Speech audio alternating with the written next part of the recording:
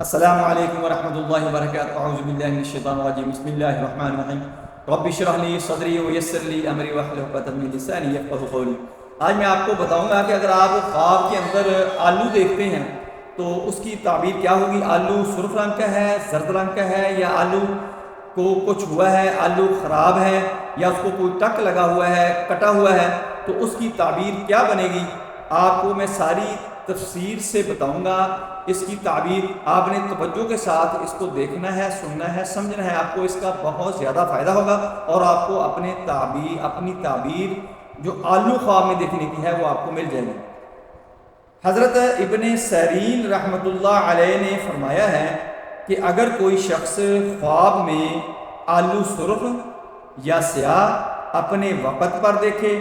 تو دلیل مال اور مراد کی ہے۔ اگر کوئی بندہ خواب کے اندر سرخ یا سیاہ آلو دیکھتا ہے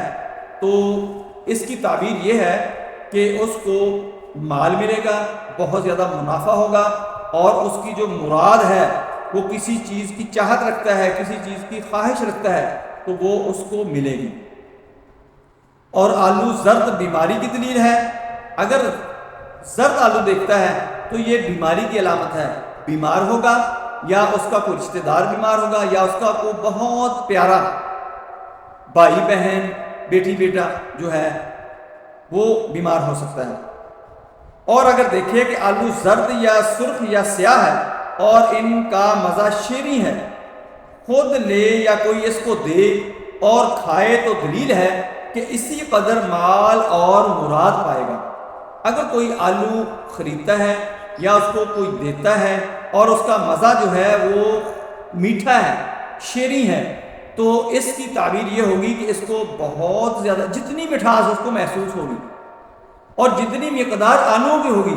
اتنا ہی اس کو مال ملے گا، اتنا ہی اس کی چاہت، اس کی خواہش، اس کی اپرچونٹی جو ہے اس کو اتنی ہی گین ہو جائے گی، یعنی اتنی ہی اس کو مل جائے گی۔ اور اگر خواب میں آلو زرد بے موسمے کھائے تو مصیبت اور خصومت کی دلیل ہے۔ اگر آلو زرد ہے لیکن موسم بھی اس کا نہیں ہے، وہ کھاتا ہے تو اس کے اوپر کوئی غم ٹوٹے گا، کوئی مصیبت ٹوٹے گی، کوئی آزمائش پڑے گی، کوئی مشکل پڑے گی اس کو، اور کوئی دشمنی ہو سکتی ہے، اور اس کے حالات جو ہیں اس کے خراب ہو سکتے ہیں، یہ اس کی تعبیر ہوگی۔